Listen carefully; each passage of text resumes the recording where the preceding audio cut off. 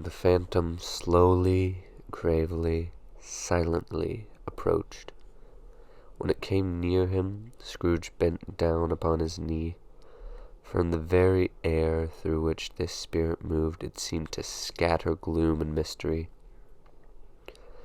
It was shrouded in a deep black garment which concealed its head, its face, its form, and left nothing of it visible save one outstretched hand. But for this it would have been difficult to detach its figure from the night, and separate it from the darkness by which it was surrounded. He felt that it was tall and stately when it came beside him, and that its mysterious presence filled him with a solemn dread. He knew no more, for the spirit neither spoke nor moved. "I am in the presence of the ghost of Christmas yet to come," said Scrooge. The spirit answered not, but pointed downward with his hand. "You are about to show me shadows of things that have not happened, but will happen in the time before us," Scrooge pursued. "Is that so, spirit?" The upper portion of the garment was contracted for an instant in its fold, as if the spirit had inclined its head. That was the only answer he received. Although well used to ghostly company by this time, Scrooge feared the silent shape so much that his legs trembled beneath him, and he found that he could hardly stand when he prepared to follow it. The spirit paused a moment, and as observing his condition, and giving him time to recover. But Scrooge was all the worse for this.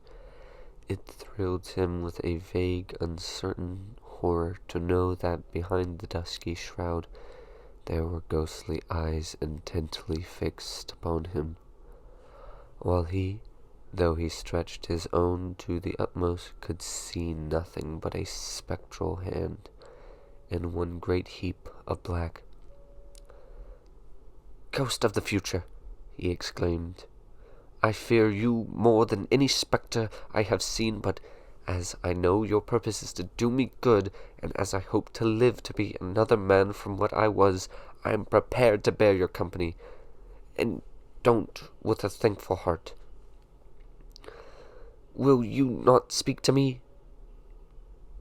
It gave him no reply. The hand was pointed straight before them. "Lead on," said Scrooge. "Lead on. The night is waning fast, and it is precious time to me. I know. Lead on, spirit." The phantom moved away, as it had come towards him. Scrooge followed in the shadow of its dress, which bore him up, he thought, and carried him along. They scarcely seemed to enter the city, for the city rather seemed to spring up about them, and encompass them of its own act. But there they were in the heart of it, on 'change amongst the merchants, who hurried up and down and jinked the money in their pockets, and conversed in groups, and looked at their watches, and trifled thoughtfully with their great gold seals, and so forth, as Scrooge had seen them often. The spirit stopped beside one little knot of businessmen. Observing that the hand was pointed to them, Scrooge advanced to listen to their talk. "No," said a great fat man with a monstrous chin, "I don't know much about it. Either way, I only know he's dead." "When did he die?" inquired another. "Last night, I believe." "Why, what was the matter with him?" asked a third, taking a vast quantity of snuff out of a large snuff-box. "I thought he'd never die." "God knows," said the first with a yawn. "What was he What has he done with his money? Asked a red-faced gentleman with a pendulous expression on the end of his nose that shook like the gills of a turkey cock. I haven't heard, said the man with the large chin, yawning again. Left it to his company, perhaps. He hasn't left it to me, that's all I know. This pleasantry was received with a general laugh. It's likely to be a very cheap funeral, said the same speaker, for upon my life I don't know of anybody to go to it. Suppose we make up a party and volunteer? I don't mind going if a lunch is provided, observed the gentleman with the expression on his nose, but I must be fed if I make one. Another laugh. Well, I am the most disinterested among you, after all, said the first speaker, for I wear black gloves, and I never eat lunch, but I'll offer to go, if anybody else will. When I come to think of it, I'm not sure that I wasn't his most particular friend, for we used to stop and speak whenever we met. Bye-bye. Speakers and listeners strolled away and mixed with other groups. Scrooge knew the men, and looked towards the spirit for an explanation. The phantom glided on into a street. Its finger pointed to its two-person meeting. Scrooge listened again, thinking that the explanation must lie there. He knew these men, also, perfectly. They were men of business, very wealthy, and of great importance. He had made a point always of standing well in their esteem. In a business point of view, that is, strictly in a business point of view. How are you? Said one. How are you? Returned the other. Well, said the first, Old Scratch has got his own at last, eh? So I am told, returned the second. Cold, isn't it? Seasonable for Christmas time? You're not a skater, I suppose? No, something else to think of. Good morning. Not another word. That was their meeting, their conversation, their parting.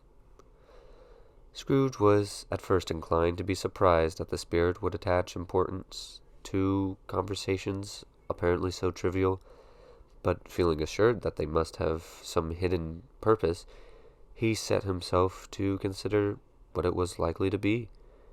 They could scarcely be supposed to have any bearing on the death of Jacob, his old partner, for that was past, and this ghost's province was the future. Nor could he think of anyone immediately connected with him, to whom he could apply them, but nothing doubting that to whomsoever they applied, they had some latent moral for his own improvement. He resolved to treasure up every word he heard and everything he saw, and especially to observe the shadow of himself when it appeared, for he had an expectation that the conduct of his future self would give him the clue he missed, and would render the solution of these riddles easy. He looked about in that very place for his own image, but another man stood in his accustomed corner, and though the clock pointed to its usual time of day for being there, he saw no likeness of himself among the multitudes that poured in through the porch. It gave him little surprise, however, for he had been resolving in his mind a change of life, and thought and hoped he saw his new-born resolution carried out in this. Quiet and dark, beside him stood the phantom with its outstretched hand. When he rose himself from his thoughtful quest, he fancied from the turn of the hand and its situation in reference to himself that the unseen eyes were looking at him keenly. It made him shudder and feel very cold. They left the busy scene and went into an obscure part of town where Scrooge had never penetrated before, although he recognized its situation and its bad repute. The ways were foul and narrow, the shops and houses wretched, the people half naked, drunken, slips, sods, ugly, alleys and archways, like so many cesspools, disgorged their offences of smell and dirt and life upon the straggling streets, and the whole quarter reeked with crime, with filth and misery. Far in this den of infamous resort, there was a low-browed beetling shop below a penthouse roof where iron, old rags, bottles, bones, and greasy offals were bought. Upon the floor within were piled up heaps of rusty keys, nails, chains, hinges, files, scales, weights, and refuse iron of all kind. Secrets that few would like to scrutinize were bred and hidden in mountains of unseemly rags, masses of corrupted flesh, and sepulchres of bones. Sitting in among the wares he dealt in, by a charcoal stove made of old bricks, was a gray-haired rascal, nearly 70 years of age, who had screened himself into the cold air without by a frosy curtaining of miscellaneous tatters hung upon a line, and smoked his pipe in all the luxury of calm retirement. Scrooge and the Phantom came into the presence of this man, just as a woman with a heavy bundle slunk into the shop. But she had scarcely entered when another woman, similarly laden, came in too, and she was closely followed by a man in faded black, who was no less startled by the sight of them than he had been upon the recognition of each of them. After a short period of blank astonishment, in which the old man with the pipe had joined them, they all three burst into laugh. "Let the chairwoman alone be the first," cried she who had entered first. "Let the laundress alone to be the second, and let the undertaker's man alone to be the third. Look here, old Joe, here's a chance, if we haven't all three met here without meaning it." "You couldn't have met in a better place," said old Joe, removing his pipe from his mouth. "Come into the parlour. You were made free of it long ago, you know, and the other two ain't strangers. Stop till I shut the door of the shop. Oh, how it squeaks! There ain't such a rusty bit of metal in the place as its own hinges, I believe, and I'm sure there's no such old bones here as mine. We're all suitable to our calling. We're all well matched. Come into the parlour. Come into the parlour." The parlour was the space behind the screen of rags. The old man racked the fire together with an old stair rod, and having trimmed his smoky lamp, for it was night, with the stem of the pipe, put it into his mouth again. While he did this, the woman who had already spoken threw her bundle on the floor and sat down in a flaunting manner on a stool, crossing her elbows on her knees and looking with a bold defiance at the other two. "What's odd, then? What's odd, Mrs. Dilber?" said the woman. "Every person has a right to take care of themselves. He always did." "That's true, indeed," said the laundress. "No man more so." "Why, then, don't stand staring as if you was afraid, woman. Who's the wiser? We're not going to pick holes in each other's coats, I suppose."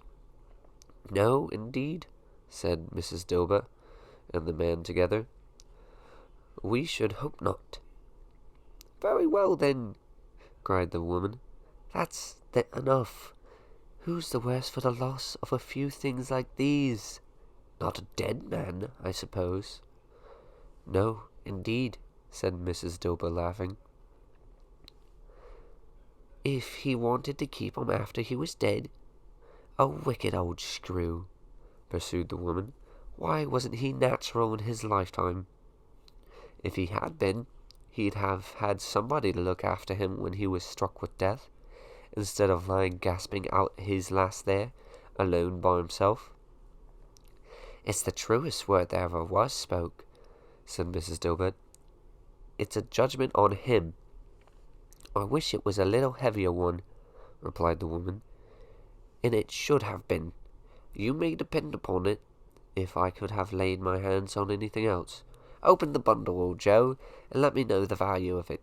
Speak out plainly, and I'm not afraid to be the first, nor afraid for them to see it.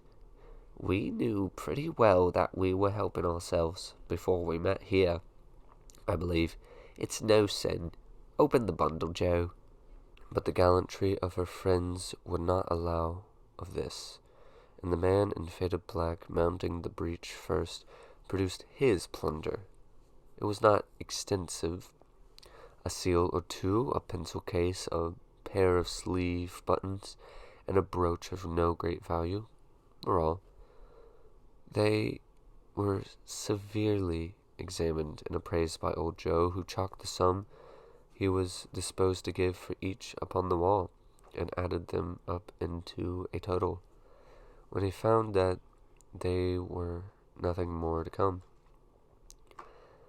"That's your account," said Joe, "and I wouldn't give another sixpence if I was to be boiled for not doing it. Who's next?" Mrs. Dilber was next. Sheets and towels, a little weary apparel, 2 old-fashioned silver teaspoons, a pair of sugar tongs, a few boots. Her account was stated on the wall in the same manner. "I always give too much to ladies. It's a weakness of mine. That's the way I ruin myself," said old Joe. "That's your account. If you ask me for another penny, and made it an open question, I repeat, of being so liberal, and knock off half a crown." "And now undo my bundle, Joe," said the first woman.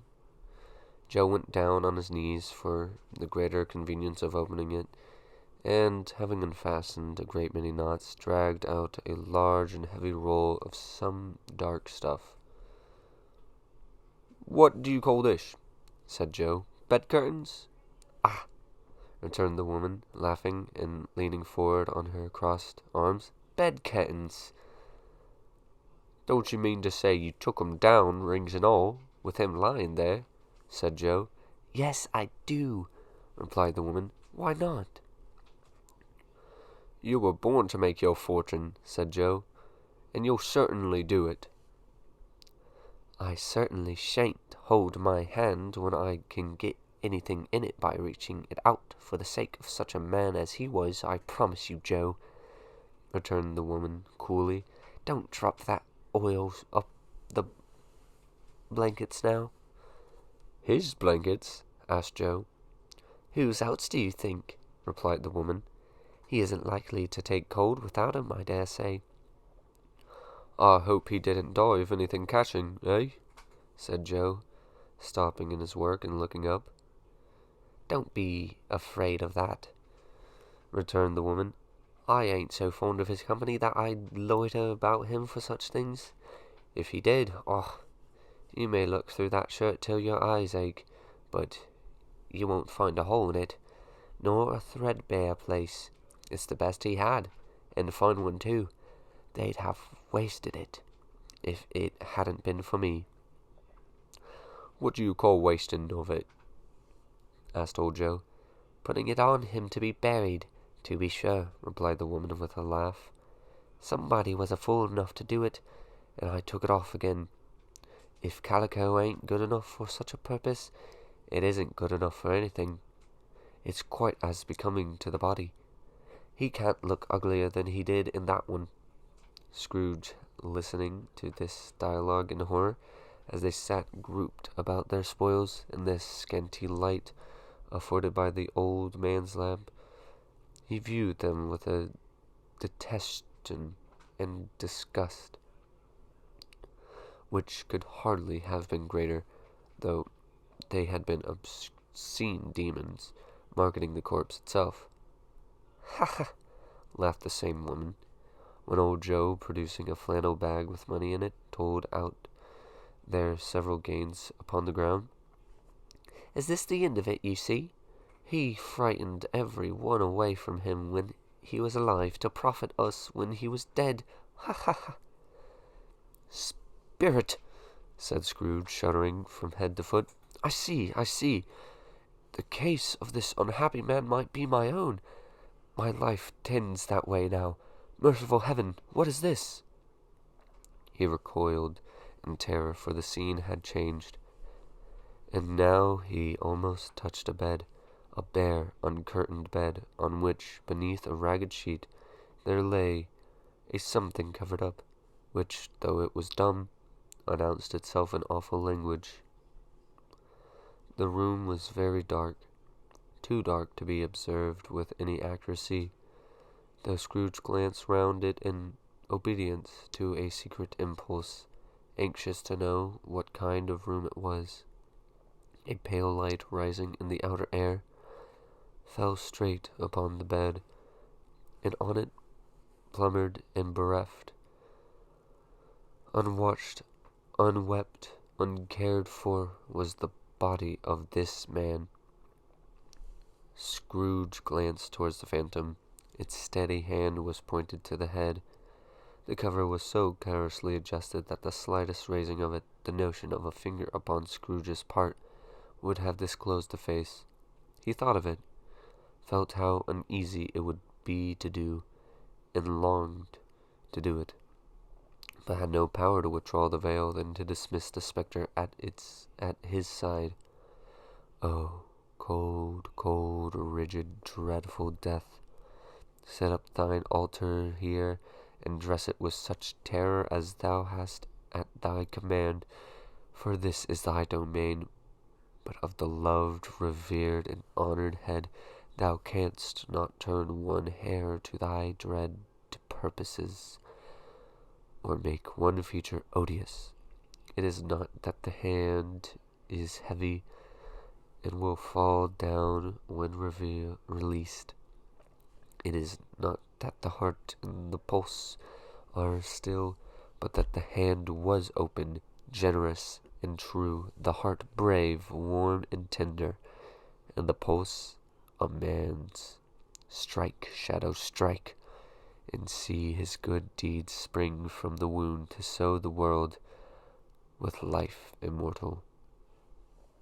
No voice pronounced these words in Scrooge's ear, and yet he heard them when he looked up upon the bed. He thought, if this man could be raised up now, what would be his foremost thought?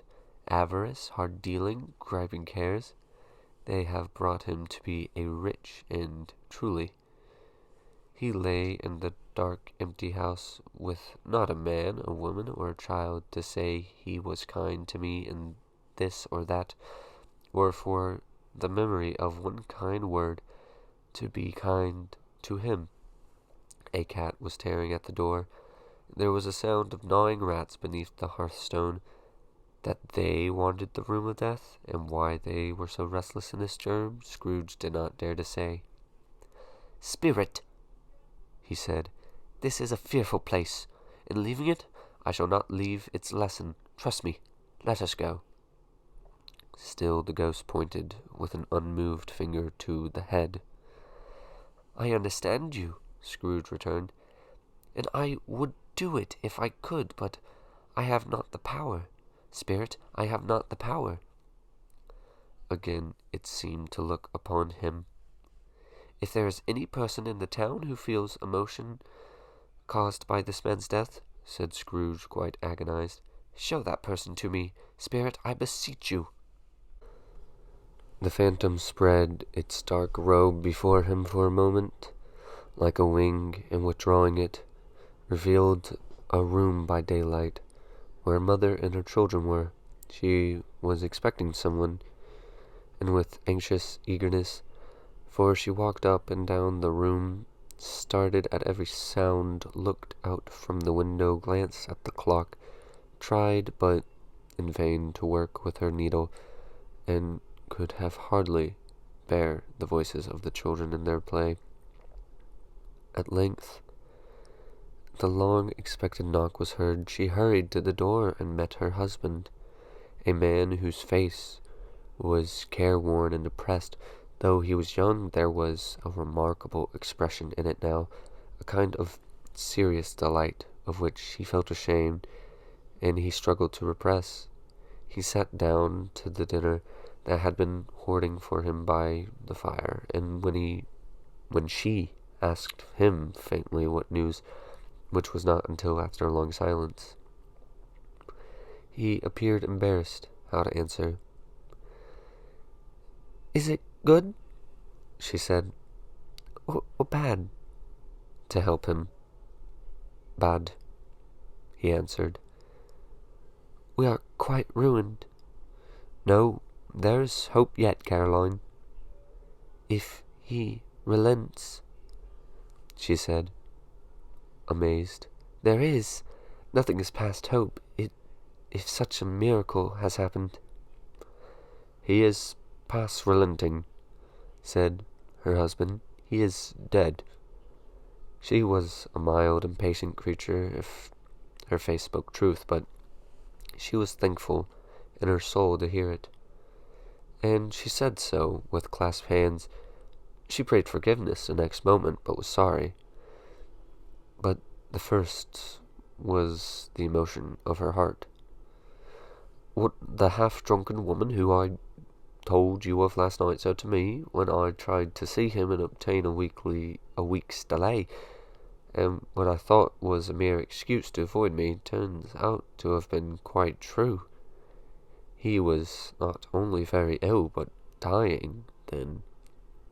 "To whom will our debt be transferred?" "I don't know, but before that time we shall be ready with the money, and even though we were not, it would be bad fortune indeed to find so merciless a creditor in his successor. We may sleep tonight with light hearts, Caroline." Yes, soften it as they would, their hearts were lighter. The children's faces hushed and clustered round to hear that they so little understood were brighter, and it was a happier house for this man's death. The only emotion that the ghost could show him, caused by the event, was one of pleasure. "Let me see some tenderness connected with the death," said Scrooge, "or that dark chamber spirit which we left just now will be forever present to me." The ghost conducted him through several streets familiar to his feet, and as they went along, Scrooge looked here and there to find himself, but nowhere was he to be seen. They entered poor Bob Cratchit's house, the dwelling had visited before, and found the mother and the children seated round the fire. Quiet, very quiet. The noisy little Cratchits were as still as statues in one corner and sat looking up at Peter, who had a book before him. The mother and her daughter were engaged in sewing, but surely they were quiet. And he took a child and set him in the midst of them. Where had Scrooge heard this voice? Those words? He had not dreamed them. The boy must have read them out as he and the spirit crossed the threshold. Why did he not go on? The mother laid her work upon the table and put her hands up to her face. "The color hurts my eyes," she said. "The color? Ah, poor Tiny Tim." "They're better now again," said Cratchit's wife. "It makes them weak by candlelight, and I wouldn't show weak eyes to your father when he comes home for the world. It must be near his time."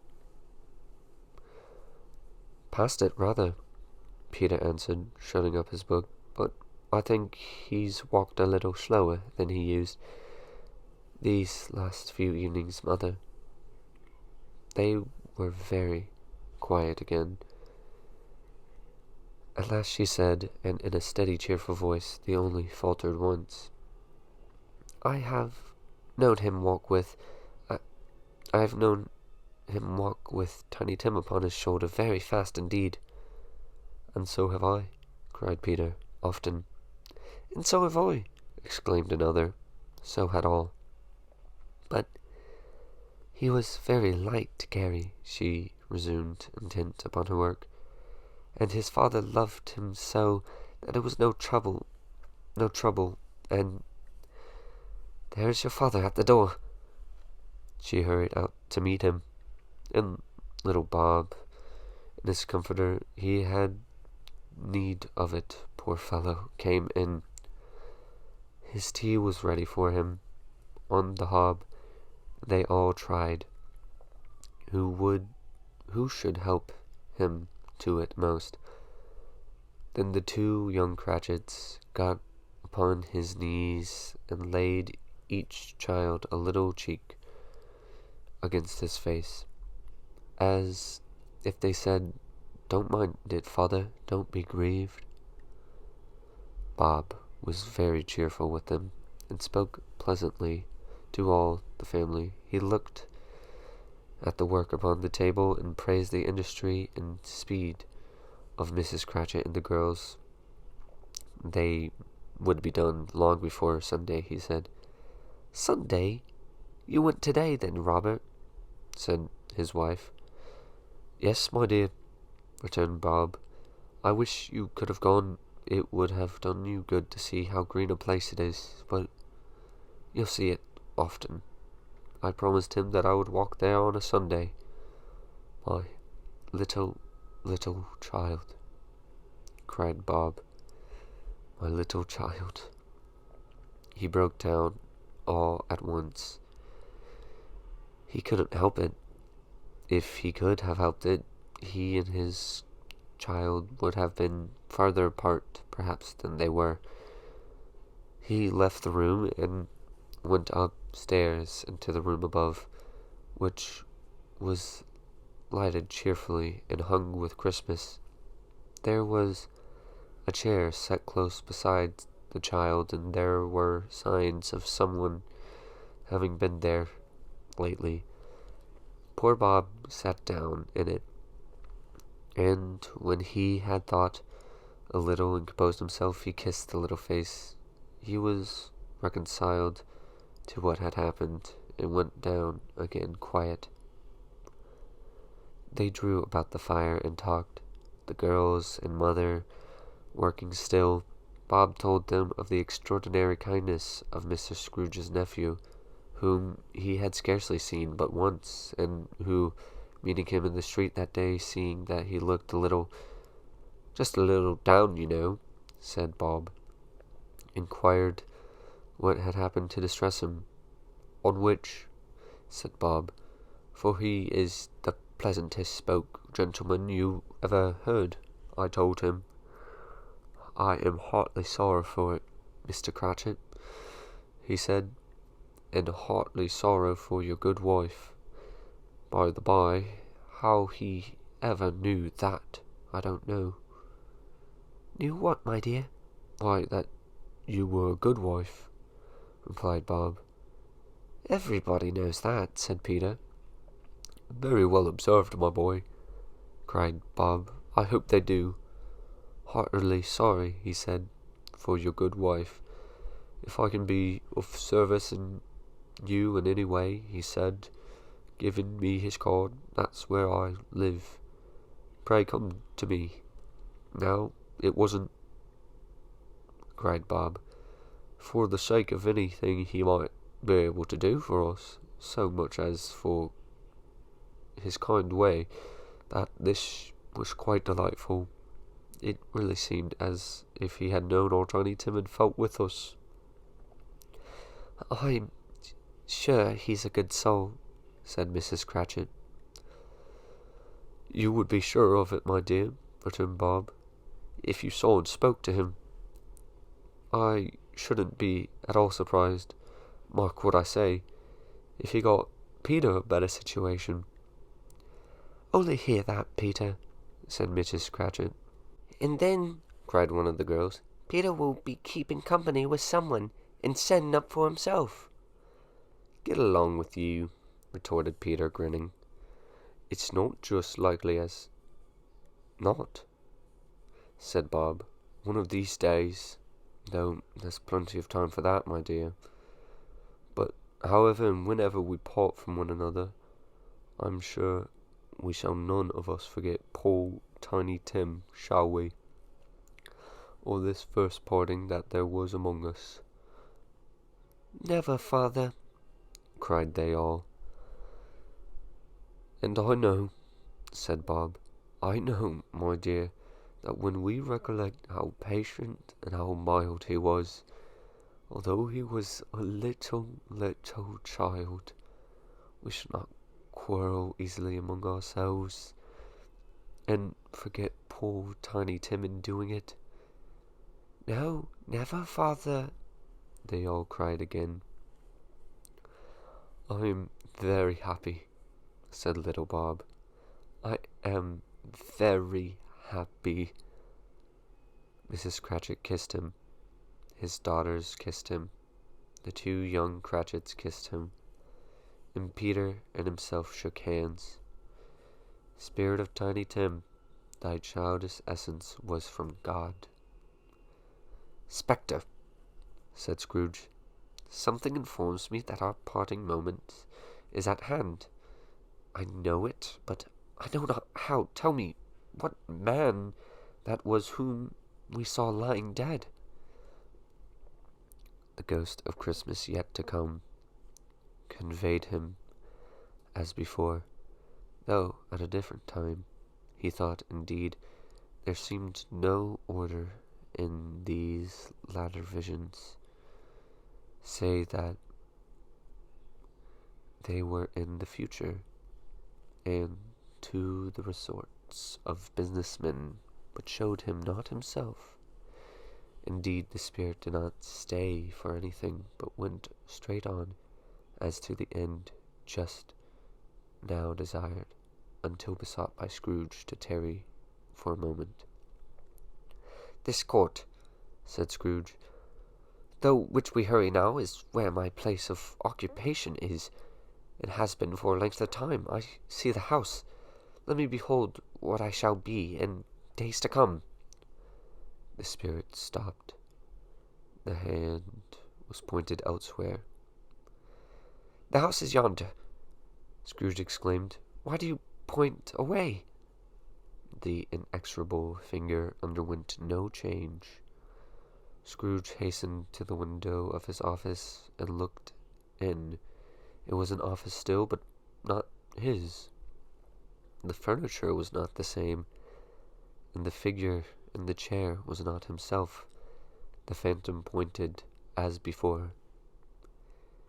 He joined it once again, and wondering why and whither he had gone, accompanied it until they reached an iron gate. He paused to look round before entering a churchyard. Here, then, the wretched man whose name he had now to learn, lay underneath the ground. It was a worthy place, walled in by houses, overrun by grass and weeds, the growth of vegetation's death, not life, choked up with too much burying, fat with repleted appetite, a worthy place. The spirit stood among the graves, and pointed down to one. He advanced towards it, trembling. The phantom was exactly as it had been, but he dreaded that he saw a new meaning in the solemn shape. Before I draw near to that stone to which you point, said Scrooge, answer me one question. Are these the shadows of things that will be, or are these shadows of the things that may be only? Still the ghost pointed downwards to the grave by which it stood. Men's courses will foreshadow certain ends to which, if persevered in, they must lead, said Scrooge. but if the courses be departed from, the ends will change. Say it thus, with what you show me. The spirit was immovable as ever. Scrooge crept towards it, trembling as he went, and following the finger, read upon the stone of the neglected grave his own name, Ebenezer Scrooge. Am I the man who lay upon the bed? He cried upon his knees. The finger pointed from the grave to him, and back again. No, spirit, no, no. The finger still was there. Spirit, he cried, tight clutching at his robe, hear me. I am not the man I was. I will not be the man I must have been, but for this intercourse. Why show me this, if I am past all hope? For the time the hand appeared to shake. Good spirit, he pursued, as down upon the ground he fell before it. Your nature intercedes for me and pities me. Assure me, I yet may change the shadows you have shown me by an altered life. The kind hand trembled. I will honor Christmas in my heart, and try to keep it all the year. I will live in the past, the present, and the future. The spirits of all three shall strive within me. I shall not shut out the lessons that they teach. Oh, tell me, I may sponge away the writing on this stone. In his agony, he caught the spectral hand, and it sought to free itself, but he was strong in his entry and detained it. The spirit, stronger yet, repulsed him, holding up his hand, and one last prayer, too. His fate reversed. He saw an alteration in this phantom's hood and dress. It shrunk, collapsed, and dwindled down into the bedpost.